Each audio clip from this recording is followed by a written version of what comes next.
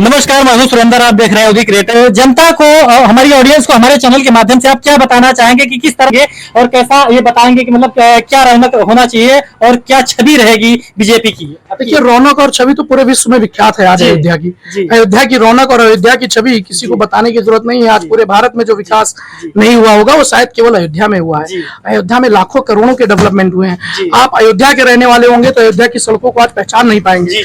आप अयोध्या में जाएंगे तो आप की आंखें फटी रह जाएंगी, किस रास्ते पर आए थे। हम खुद अगर जाते हैं आज तो पता नहीं चलता यार कि ये वही अयोध्या है जिस अयोध्या पर मैं 4 साल पहले जाता था। 4 से 5 साल पहले, 6 साल पहले अगर आप जाते थे तो वहां पर स्ट्रीट लाइट नहीं थी, अच्छे होटल्स नहीं थे, अच्छी सड़कें नहीं थी, चौड़ी सड़कें नहीं थी, कोई विदेशी आता था तो रुकने की व्यवस्था नहीं थी, पानी की व्यवस्था नहीं थी, लाइट की व्यवस्था नहीं थी, कोई डेवलपमेंट थी। और आज वही अयोध्या, आज उसी अयोध्या में जाइए तो आपको अयोध्या जो है आज पूरी स्विट्जरलैंड की तरह चमक रही है। रातों में वहां पर घूमने का मन करता है, नदी किनारे बैठने का मन करता है, सरयू माता के राम की पैड़ी पर बैठने का मन करता है। आप वहां पर, अभी सरकार ने रिसेंटली जुहू, मिनी जुहू बनाने का फैसला लिया है। मुंबई के तर्ज पर जुहू चौपाटी की तरह राम की पैड़ी को डेवलप किया जाएगा। और क्या विकास चाहिए आपको? तो अगर मिल्कीपुर की जनता को कोई संदेश देना है तो केवल यही देना है कि अयोध्या का जो विकास हुआ उस विकास को देखते हुए वोट करें।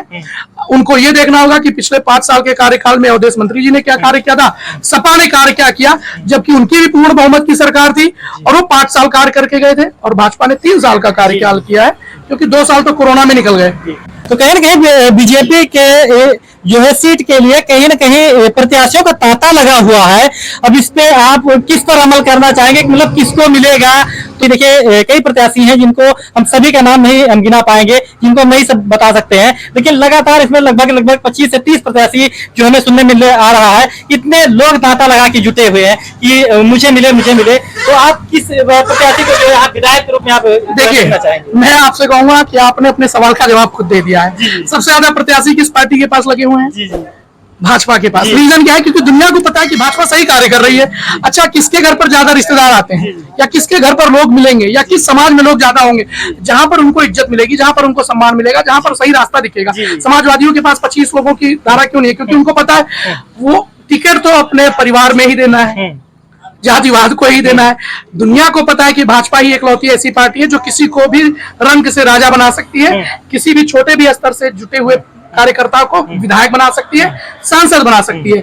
इसीलिए सब लोग दुनिया भाजपा में लगी है। अब मैं इस बात पर दूसरे सवाल पर आता हूं कि आपको किस प्रत्याशी को देखना चाहेंगे। अब प्रत्याशी तो बहुत सारे हैं, निश्चित तौर पर आपने कहा, क्योंकि सबको भाजपा ही पसंद आती है इसलिए भाजपा में प्रत्याशी बने हुए हैं। अगर व्यक्तिगत तौर पर बात करें तो अवधेश प्रसाद के सामने अगर कोई टिक सकता है तो मुझे, मेरे व्यक्तिगत राय से, आज गोरखनाथ बाबा ही टिक सकते हैं। कारण उसके पीछे, आज वो पिछले 5 साल विधायक रहे, आज उनके पास उनका संगठन है, उनके पास उनके व्यक्तिगत वोट बैंक है, हर ग्राम सभा में उनके 2-4 कार्यकर्ता हैं। अगर कोई नया प्रत्याशी आता भी है तो उसको शुरू से स्टार्ट करना पड़ेगा, जीरो से शुरू करना पड़ेगा, दौड़ना पड़ेगा, मेहनत करनी पड़ेगी और वो गुंजाइश होगी कि जीतेगा या नहीं जीतेगा। लेकिन अगर गोरखनाथ बाबा जी पूर्व विधायक रह चुके हैं और उन्होंने ही अवधेश प्रसाद मंत्री को 1 बार नहीं 2 बार चुनाव में हराया है, वही विधायक रहे कि जब सपा सरकार थी 2015 में जिला पंचायत सदस्य में भी अवधेश प्रसाद के बेटे को उन्होंने जिला पंचायत में लगभग 3000 वोटों से शायद कुमारगंज से हराया था उन्होंने।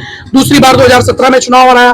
बाकी अवधेश प्रसाद को हराने के लिए बहुत ज्यादा दिमाग, बहुत ज्यादा मेहनत, बहुत ज्यादा कार्यकर्ता, बहुत ज्यादा अनुभव की जरूरत है। तो मुझे नहीं लगता कि उनसे बेहतर कोई प्रत्याशी मिल्कीपुर विधानसभा में होगा। तो कहीं ना कहीं इस पर हम देख रहे हैं कि पीडीए के साथ जो है चुनाव लड़ा जा रहा है जो है समाजवादी से। तो क्या ये जीतना मुमकिन है जो बीजेपी को? देखिए, पीडीए जो उनका कथन है वो कथनी और करनी में बहुत फर्क है। समाजवादी पार्टी कभी पीडीए के साथ खड़ी नहीं रही। अगर पीडीए के साथ खड़ी होती तो मेरा सीधा सवाल है, भदरसा में क्यों नहीं आए? मेरा सवाल है, रायपटी खंडासा में क्यों नहीं आए? क्या वो पीडीए के बच्चे नहीं थे? दोनों, वो भी पीडीए के बच्चे थे। कहीं पर कोई घटना होती है, यादव की घटना होती है, अगर एक यादव क्रिकेट में भी शतक मार दे तो उसकी पोस्ट कर देंगे वो।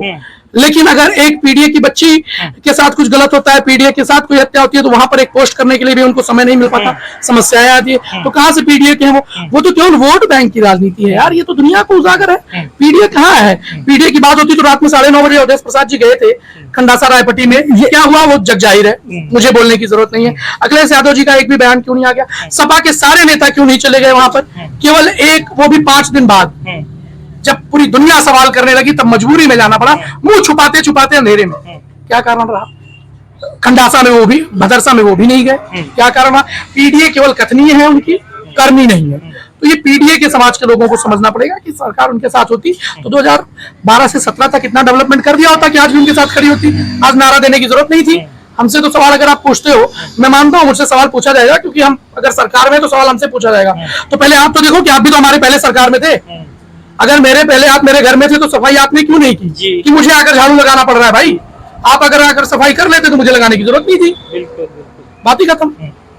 चलिए बहुत बहुत धन्यवाद। हमारे साथ में बंटी भाई जुड़े थे और इन्होंने अपने दिल की सारी भटास आज इन्होंने निकाल करके साबित किया और क्या होने वाला है जो कि मिल्कीपुर के उपचुनाव के बारे में। इसी जो है क्रम में जुड़ते हमारे साथ में जो चाय से ही राजनीति शुरू हुई थी और हमारे साथ में एक भाई साहब हैं। हम क्या जानना चाहेंगे कि मिल्कीपुर का उपचुनाव कैसा रहेगा। सबसे पहले जानेंगे आपका भैया शुभ नाम क्या नाम है? सतीश। सतीश भाई है और मिल्कीपुर का उपचुनाव होने जा रहा है, क्या रहेगा माहौल सतीश जी? अब ये सब तो हम नहीं जानते। अब राजनीति तो हम करते नहीं हैं। हम एक ठहरे दुकान वाले छोटे से।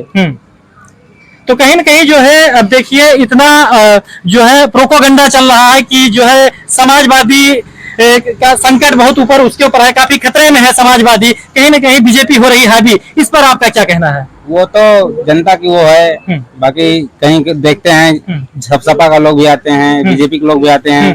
सिर्फ बीजेपी वाले कहेंगे बीजेपी वाले जीतेगा, सपा वाले जीतेगा। हम ये सब नहीं जानते हैं। तो ठहरे दोनों लोग का हम किसी को नहीं, दोनों सब लोग हमारे ग्राहक ठहरे भाई। इस समय जैसे कि हम लोग लगातार जो है मिल्कीपुर क्षेत्र का सर्वे कर रहे हैं, उसमें से लोगों की हुंकार जो आ रही है कहीं न कहीं कुछ बीजेपी के हैं तो कुछ समाजवादी के हैं, कुछ और भी पार्टी के हैं। उसी कर्म में जुड़े और भी जितने कार्यकर्ता हैं जो कि समाजवादी के, वो भी कहीं न कहीं दावा बांध रहे हैं कि जैसे कि जो है यहाँ से लोकसभा जीत करके जो है संसद में सांसद जी पहुंचे हुए हैं, उस तरह से फिर से जो है उनके बेटे अजीत प्रसाद को जो है हम लोग यहाँ से विधायक बना करके फिर उनको जो है मिल्कीपुर का विकास का कार्य कमान।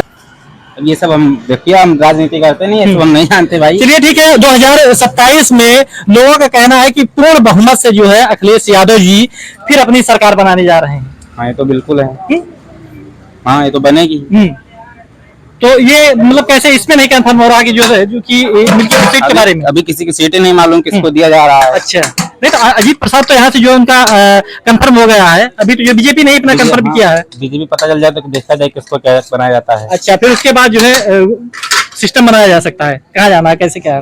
चलिए बहुत बहुत धन्यवाद। हमारे साथ में और भी कुछ युवा साथी जुड़े हैं, हम इनसे भी जानकारी चाहेंगे कि मिल्कीपुर का उपचुनाव होने जा रहा है। दादाजी क्या माहौल रहेगा अब की बार, किसको जो है वोट दिया जाएगा? क्या रहेगा दादाजी अब की बार, किसको जो है विधायक बनाया जाएगा? विधायक तो मतलब वो बीजेपी के बनेंगे। अच्छा और हमारे लोगों का तो यही विचार है। हाँ जैसा पब्लिक जनता का जैसा रुझान होगा उसी ढंग से काम करेंगे। कुछ तो समाजवादी की तरफ रहेंगे। अच्छा। कुछ ज्यादा से ज्यादा संख्या में बीजेपी की तरफ रहेंगे। जी जी यही सब माहौल मतलब कहीं मतलब कहीं न कहीं जो है कहीं न कहीं सामाजिक जो है समाजवादी के साथ रहेंगे। हाँ, और कहीं ज्यादातर की संख्या में बीजेपी के साथ रहेंगे। बीजेपी के साथ रहेंगे हमारा जहाँ तक अनुमान है। जी जी जी और हमें मतलब उसी के साथ में है। जी। तो इससे पहले जो है लोकसभा का जो है चुनाव हुआ था और कहीं न कहीं यहाँ से जो है देखिए सांसद जी यहाँ से हार गए। ऐसा क्या आप लोग कहाँ जो है अपना मत प्रदान किए थे?